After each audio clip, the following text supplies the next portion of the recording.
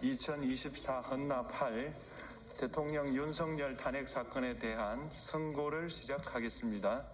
먼저 적법 요건에 관하여 살펴보겠습니다. 이 사건 계엄 선포가 사법심사의 대상이 되는지에 관하여 보겠습니다. 고위공직자의 헌법 및 법률 위반으로부터 헌법 질서를 수호하고자 하는 탄핵 심판의 취지를 고려하면 이 사건 계엄 선포가 고도의 정치적 결단을 요하는 행위라 하더라도 그 헌법 및 법률 위반 여부를 심사할 수 있습니다. 국회 법사의 조사 없이 이 사건 탄핵 소추안을 의결한 점에 대하여 보겠습니다. 헌법은 국회의 소추 절차를 입법에 맡기고 있고 국회법은 법사위 조사 여부를 국회의 재량으로 규정하고 있습니다. 따라서 법사위의 조사가 없었다고 하여 탄핵 소추 의결이 부적법하다고 볼 수 없습니다. 이 사건 탄핵 소추안의 의결이 일사부재의 원칙에 위반되는지 여부에 대해서 보겠습니다. 국회법은 부결된 안건을 같은 회기 중에 다시 발의할 수 없도록 규정하고 있습니다. 피청구인에 대한 1차 탄핵소추안이 제418회 정기회 회기에 투표 불성립되었지만 이 사건 탄핵소추안은 제419회 임시회 회기 중에 발의되었으므로 일사부재의 원칙에 위반되지 않습니다. 한편 이에 대해서는 다른 회기에도 탄핵소추안의 발의 횟수를 제한하는 입법이 필요하다는 재판관 정형식의 보충 의견이 있습니다. 이 사건 계엄이 단시간 안에 해제되었고 이로 인한 피해가 발생하지 않았으므로 보호 이익이 험결되었는지 여부에 대해서 보겠습니다.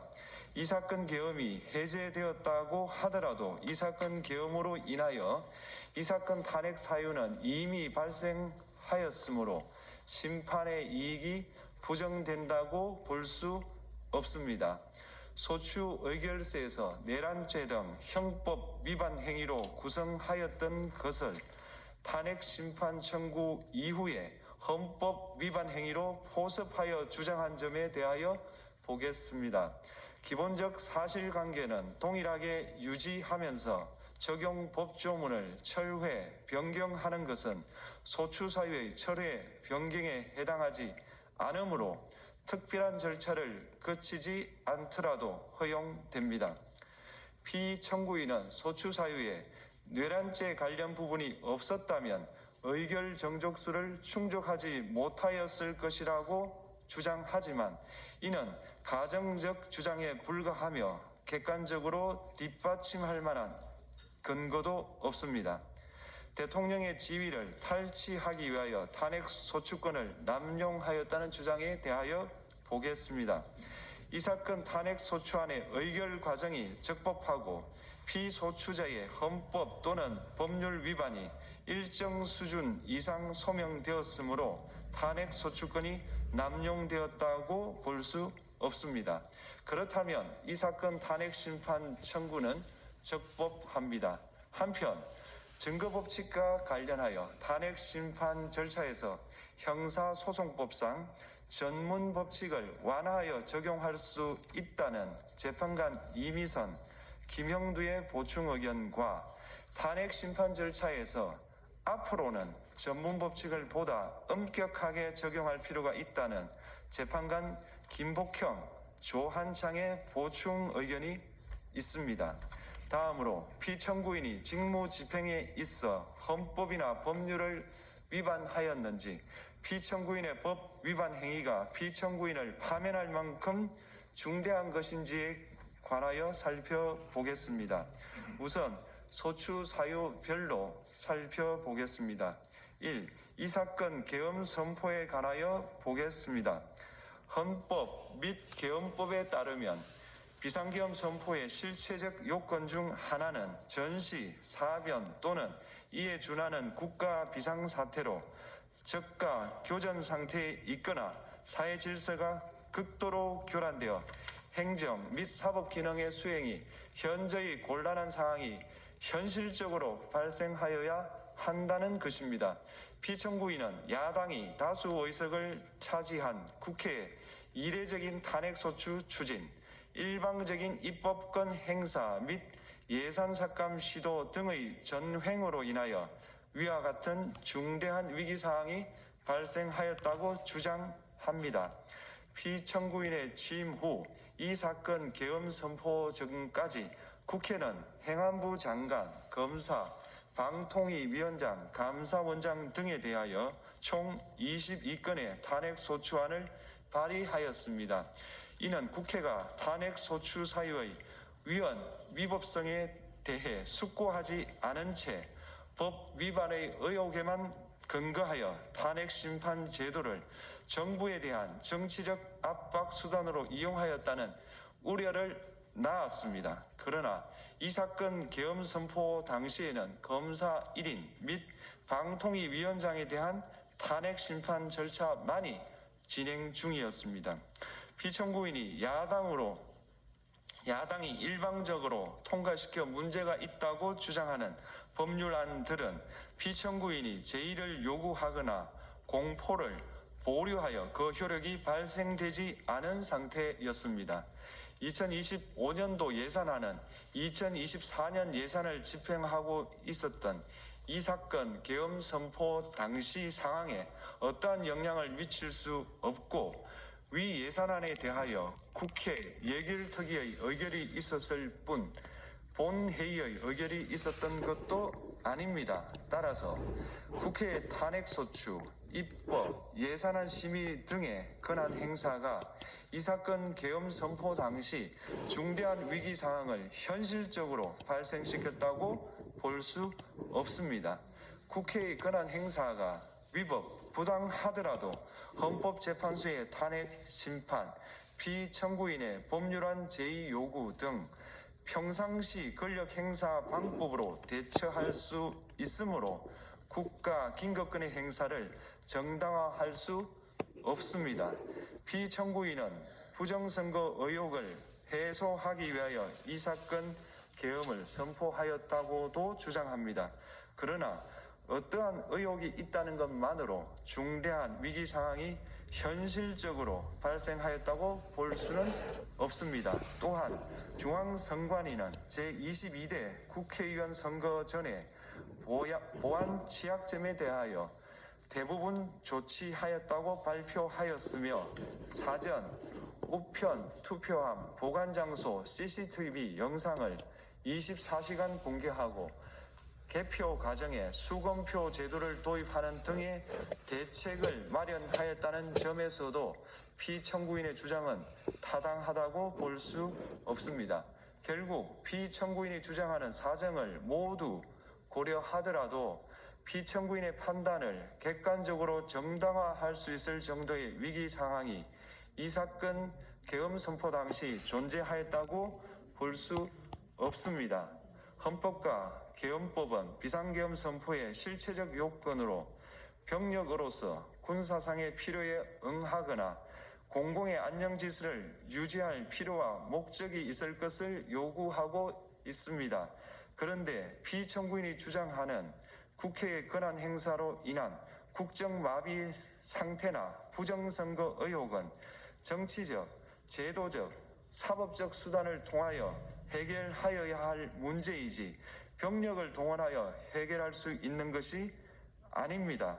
피청구인은 이 사건 계엄이 야당의 전횡과 국정위기 상황을 국민에게 알리기 위한 경고성 계엄 또는 호소형 계엄이라고 주장하지만 이는 계엄법이 정한 계엄 선포의 목적이 아닙니다. 또한 피청구인은 계엄 선포에 그치지 아니하고 군경을 동원하여 국회의 권한 행사를 방해하는 등의 헌법 및 법률 위반 행위로 나아갔으므로 경고성 또는 호소형 계엄이라는 피청구인의 주장을 받아들일 수 없습니다. 그렇다면 이 사건 계엄 선포는 비상계엄 선포의 실체적 요건을 위반한 것입니다.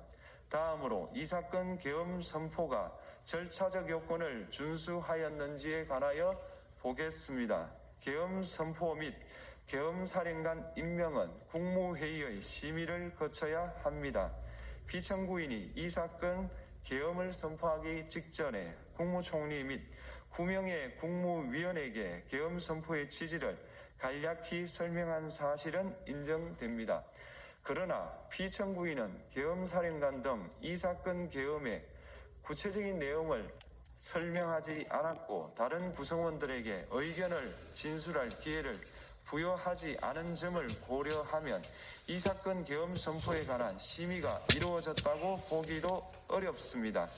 그 외에도 피청구인은 국무총리와 관계 국무위원이 비상계엄 선포문에 부서하지 않았음에도 이 사건 계엄을 선포하였고 그 시행 일시, 시행 지역 및 계엄사령관을 공고하지 않았으며 지체 없이 국회에 통고하지도 않았으므로 헌법 및 계엄법이 정한 비상계엄 선포의 절차적 요건을 위반하였습니다. 2. 국회에 대한 군경 투입에 관하여 보겠습니다. 피청구인은 국방부 장관에게 국회에 군대를 투입할 것을 지시하였습니다. 이에 군인들은 헬기 등을 이용하여 국회 경내로 진입하였고 일부는 유리창을 깨고 본관 내부로 들어가기도 하였습니다. 피청구인은 육군 특수전 사령관 등에게 의결 정족수가 채워지지 않은 것 같으니 문을 부수고 들어가서 안에 있는 인원들을 끄집어내라는 등의 지시를 하였습니다. 또한 피청구인은 경찰청장에게 계엄사령관을 통하여 이 사건 포고령의 내용을 알려주고 직접 6차례 전화를 하기도 하였습니다. 이에 경찰청장은 국회 출입을 전면 차단하도록 하였습니다. 이로 인하여 국회로 모이고 있던 국회의원들 중 일부는 담장을 넘어가야 했거나 아예 들어가지 못하였습니다. 한편 국방부 장관은 필요시 체포할 목적으로 국군 방첩사령관에게 국회의장, 각 정당 대표 등 14명의 위치를 확인하라고 지시하였습니다. 피청구인은 국가정보원 1차장에게 전화하여 국군 방첩사령부를 지원하라고 하였고 국군 방첩사령관은 국가정보원 1차장에게 위 사람들에 대한 위치 확인을 요청하였습니다. 이와 같이 피청구인은 군경을 투입하여 국회의원의 국회 출입을 통제하는 한편 이들을 끌어내라고 지시함으로써 국회의 권한 행사를 방해하였으므로 국회에 계엄 해제 요구권을 부여한 헌법 조항을 위반하였고 국회의원의 심의 표결권, 불체포 특권을 침해하였습니다. 또한 각 정당의 대표 등에 대한 위치 확인 시도에 관여함으로써 정당 활동의 자유를 침해하였습니다. 피청구인은 국회의 권한 행사를 막는 등 정치적 목적으로 병력을 투입함으로써 국가 안전보장과 국토방위를 사명으로 하여 나라를 위해 봉사하여 온 군인들이 일반 시민들과 대치하도록 만들었습니다. 이에 피청구인은 국군의 정치적 중립성을 침해하고 헌법에 따른 국군 통수 의무를 위반하였습니다. 3. 이 사건 포고령 발령에 관하여 보겠습니다. 피청구인은 이 사건 포고령을 통하여 국회, 지방의회, 정당의 활동을 금지함으로써 국회에 계엄 해제 요구권을 부여한 헌법조항, 정당 제도를 규정한 헌법조항, 대의민주주의 권력분리 원칙을 위반하였습니다. 비상계엄 하에서 기본권을 제한하기 위한 요건을 정한 헌법 및 계엄법 조항, 영장주의를 위반하여 국민의 정치적 기본권, 단체 행동권, 직업의 자유를 침해하였습니다. 4. 중앙선관위에 대한 압수수색에 관하여 보겠습니다. 피청구인은 국방부 장관에게 병력을 동원하여 선관위의 전산 시스템을 점검하라고 지시하였습니다. 이에 따라 중앙선관위 청사에 투입된 병력은 출입 통제를 하면서 당직자들의 휴대전화를 압수하고 전산 시스템을 촬영하였습니다. 이는 선관위에 대하여 영장 없이 압수수색을 하도록 하여 영장주의를 위반한 것이자 선관위의 독립성을 침해한 것입니다. 5. 법조인에 대한 위치 확인 시도에 관하여 보겠습니다. 앞서 말씀드린 바와 같이 피청구인은 필요시 체포할 목적으로 행해진 위치 확인 시도에 관여하였는데 그 대상에는 퇴임한 지 얼마 되지 않은 전 대법원장 및 전 대법관도 포함되어 있었습니다. 이는 현직 법관들로 하여금 언제든